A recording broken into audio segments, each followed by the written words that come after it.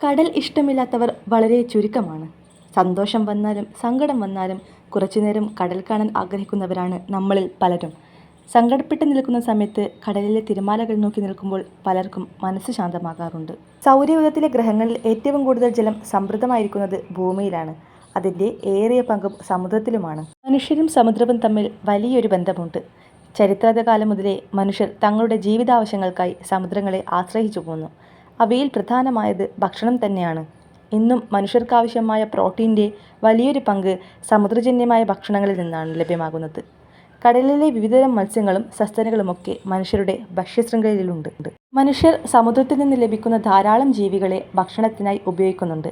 അവയിൽ മത്സ്യങ്ങൾ, ഞണ്ടുകൾ, ശംഖുവർഗത്തിൽപ്പെട്ട ജന്തുക്കൾ, ചിപ്പികൾ, കൊഞ്ചുകൾ, കണവ വർഗത്തിൽപ്പെട്ട നട്ടെല്ലില്ലാത്ത ജീവികൾ, ഉരകവർഗത്തിൽപ്പെട്ട ആമകൾ തുടങ്ങിയവയുമുണ്ട്. കൂടാതെ കടലിലെ സസ്തനികളായ തിമിംഗലങ്ങൾ, ഡോൾഫിനുകൾ തുടങ്ങിയവയെയും മനുഷ്യർ ഭക്ഷണമാക്കാറുണ്ട്. ചില സീവീഡുകളും നനുത്ത ആൽഗകളും അടക്കം പല സമുദ്ര സസ്യങ്ങളും ഇക്കൂട്ടത്തിലുണ്ട്.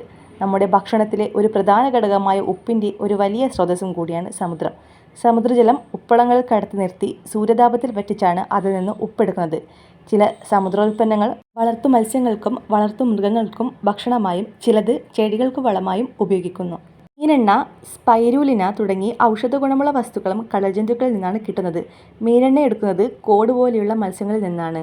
സ്പൈരുലിന കടലിൽ വളരുന്ന ഒരുതരം ആൽഗയാണ്. കടൽത്തീരങ്ങളിൽ നിന്ന് വൈദ്യുതി ഉൽപ്പാദിപ്പിക്കാനുള്ള സംവിധാനങ്ങൾ ആഗോളവ്യാപകമായി ഇന്ന് നിലവിൽ വന്നിട്ടുണ്ട്. കടൽപ്പരപ്പിൽ ധാരാളം ലഭ്യമായ കാറ്റിൻ്റെ ശക്തി ഉപയോഗിച്ചും വൈദ്യുതി ഉൽപ്പാദിപ്പിക്കുന്ന പാടങ്ങൾ സമുദ്രത്തിൽ സ്ഥാപിച്ചു വരുന്നു.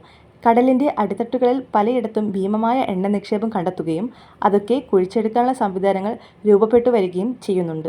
ഇക്കാലത്ത് ആഗോള വ്യാപാരത്തിൻ്റെ മുഖ്യ പങ്ക് നടക്കുന്നത് കപ്പൽ ഗതാഗതത്തിലൂടെയാണ്.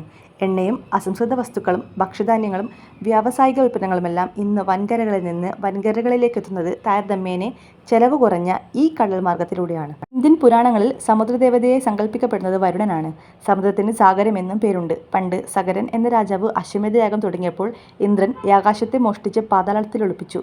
ഇതറിഞ്ഞ 60,000 സഗരപുത്രന്മാർ ചേർന്ന് കടൽക്കരയിൽ ഒരു വലിയ കുഴി കുഴിച്ചാണ് പാതാളത്തിലേക്ക് പോയതെന്നും അങ്ങനെയാണ് സമുദ്രങ്ങൾക്ക് ആഴവും പരപ്പും കൂടിയതെന്നും പുരാണത്തിലൊരു കഥയുണ്ട്.